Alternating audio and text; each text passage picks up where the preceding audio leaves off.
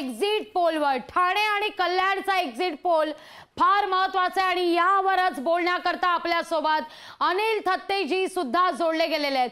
थत्तेजी, पुन्हा एकदा तुमचं स्वागत करते। या सगळ्यावर तुमचं अधिक जाणून घ्यायचंय विश्लेषण। सुरुवातीला लोकशाही मराठीचा काय एक्झिट पोल आहे ठाणे कल्याणचा ते आपण पाहूया, पुन्हा एकदा पाहूया। घरात बसलेल्या प्रत्येक प्रेक्षकाकरता लोकशाही मराठीच्या महाराष्ट्रातल्या प्रत्येक जनतेकरता पाहूया काय हा एक्झिट पोल आहे। तर लोकशाही मराठीचा एक्झिट पोल सांगतोय या ठिकाणी महाविकास आघाडीचं पारडं हे जड मानलं जात आहे। महाविकास आघाडीला या ठिकाणी अधिक जागा मिळणार आहेत। 48 पैकी 26 जागा महाविकास आघाडी, 21 जागा महायुती।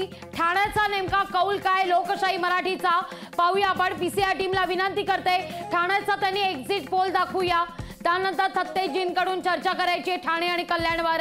सुरुवातीला पाहूया ठाण्याचा एक्झिट पोल काय।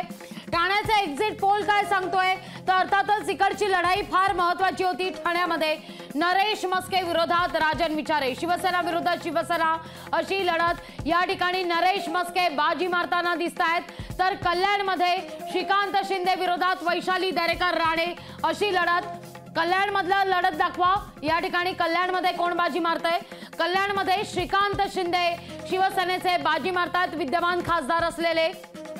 तर वैशाली दरेकर राणे शिवसेना उद्धव बाळासाहेब ठाकरे या पक्षाच्या या ठिकाणी पराभूत होत आहेत। आता जाते अनिल थत्तेजी यांच्याकडे। थत्ते सर, तुम्ही देखील पाहिलं असेल लोकशाही मराठीचा हा एक्झिट पोल। ठाण्यामध्ये असू दे किंवा कल्याणमध्ये महायुतीचा पारडा या ठिकाणी जड मानलं जात आहे। महाविकास आघाडी करता विशेषतः शिवसेनेकरता ही लढत फार महत्त्वाची होती। ठाण्यातली आणि कल्याणमधली गड मानला जातो शिवसेनेचा, पण या ठिकाणी मात्र शिंदेच्या शिवसेनेच्या बाजूने कौल लोकशाही मराठीचा एक्झिट पोल मधून समोर आलेला आहे। तुमचं काय म्हणणं आहे या सगळ्यावर? पहिली गोष्ट अशी की मी तुमचं अभिनंदन एवढ्याकरता करेन की तुमचा हा जो कौल आहे ठाणे आणि कल्याणच्या संदर्भातला, तो जेवढे चॅनल आहेत मराठीमध्ये जे आता प्रक्षेपण लाईव्ह करतायत त्या सगळ्यांचा कौल तोच आहे। सगळ्यांनी ठाणे आणि कल्याण हे महायुतीला म्हणजे शिवसेनेला एकनाथ शिंदे यांच्या दिलेला आहे। त्यामुळे तुमचा कौल अगदी अचूक आहे आणि तो आमच्या मनातला आहे।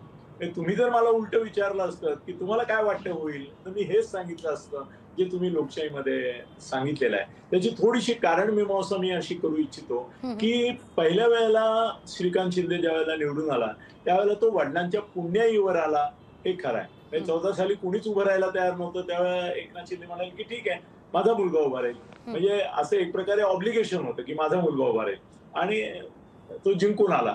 दुसऱ्या वेळेला पर्यंत एकनाथ शिंदेची पुण्याई आणि त्याचं कार्यकर्तृत्व या दोन्हीच्या आधारे तो निवडून आला। ठाण्यामध्ये तुम्ही म्हणाल तर थोडंसं असं होतं की नरेश म्हस्के हे महापालिका बघत होते आणि एकनाथ शिंदे यांचं सार्वजनिक संपर्क जो होता तो ते बघत होते। त्याच्यामुळे कसं होतं की मोठ्या माणसाच्या बरोबर जो नंबर 2-3 वर असतो की जो त्याच्या वतीने काम बघतो त्याच्याबद्दलची एक कटुता लोकांच्या मनामध्ये येते की हा आम्हाला मिळू देत नाही, हा आम्हाला भेटू देत नाही, हा आम्हाला कुठेतरी शुक्राचार्य गाडीतल्या शुक्राचार्यासारखं वागतो वगैरे। तर त्यामुळे नरेश म्हस्क्यांबद्दल प्रतिकूलता फार होती। आय वॉज बिट वरीड की राजन विचारेचं कसं आहे, कोणाच्या अध्यात्माध्यात नाहीये, कोणाच्या विरुद्ध नाही, त्याच्याविषयी निगेटिव्हिटी नाही, पॉझिटिव्हिटी नसेल पण निगेटिव्हिटी नव्हती, पण नरेश म्हस्के बद्दल बऱ्यापैकी निगेटिव्ह होती। त्यामुळे मला भीती वाटत होती की नरेश म्हस्केला फटका बसेल का, पण असं दिसतंय की एकनाथ शिंदेची पुण्याई त्याच्या कामी आलेली, कारण ही राजधानी इथे जर ठाण्यामध्ये जर एकनाथ शिंदेचा पराभव झाला तर मग महाराष्ट्रामध्ये त्यांना भवितव्यच राहणार नाही। त्यामुळे त्यांनी त्यांची शक्ती पणाला लावली, हेही खरं आहे। नरेश म्हस्केचा विजय हा एकनाथ शिंदेचा विजय आहे आणि कल्याणचा विजय हा मी श्रीकांत शिंदेचा विजय आहे असं समजतो। अगदी फार अचूक खरं तर विश्लेषण थत्तेजी तुम्ही या ठिकाणी केलेलं आहे। अगदी शेवटचा सवाल याच मुद्द्यावर मी तुम्हाला विचारते, कारण आपली ब्रेकची सुद्धा वेळ झालेली आहे, इतरांकडे सुद्धा आपल्याला जायचं आहे। प्रवीण मुधोळकरजी आपल्यासोबत आहेत, विदर्भावर त्यांच्याशी आपल्याला चर्चा करायची आहे। अगदी शेवटचा सवाल, खरं तर ठाणे असू दे किंवा कल्याण या ठिकाणी जी लढत जी होती ना, जी जरी काटेकी टक्कर असली, शिवसेना विरुद्ध शिवसेना असली, तरी ही लढत सगळ्यात महत्त्वाचं म्हणजे वर्चस्व विरोधात बाळासाहेबांचे विचार अशी खरं तर या ठिकाणी लढत होती, जो पुन्हा पुन्हा प्रचारात सुद्धा या ठिकाणी मुद्दा आलेला होता। पण अर्थात महायुतीचं पारडं या ठिकाणी जड मानलं गेलं। बरोबर। बरोबर. पण मला असं वाटतं की दोन मुद्दे इथे फारसे प्रभावी ठरले नाहीत.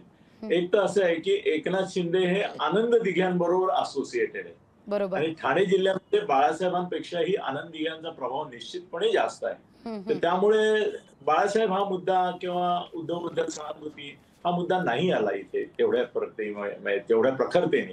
त्याच्या उलट असं झालं की या दरेकर ज्या होत्या कल्याणला त्या मुळामध्ये मनसेच्या होत्या. त्या मनसेच्या लोकांचं म्हणणं होतं गद्दारी करून आमच्यातून बाहेर पडल्यामुळे मनसेवाल्यांची खुन्नस होती त्यांच्यावर. त्यामुळे ते त्यांना पाडायला उत्सुकच होते आणि शिवसेनेचे उद्धवचे जे लोक होते त्यांनाही असं वाटत होतं की आमच्यापैकी कोणाला तरी द्यायला पाहिजे होतं. ही बाई काल मनसेमधून आली, आधी शिव्या पण घालून झाल्या, मग का घेतलं हिला? तर ते त्यांनी वेगळ्या गणिताने घेतलं. मला असं वाटतं की ही मॅनेज सीट होती.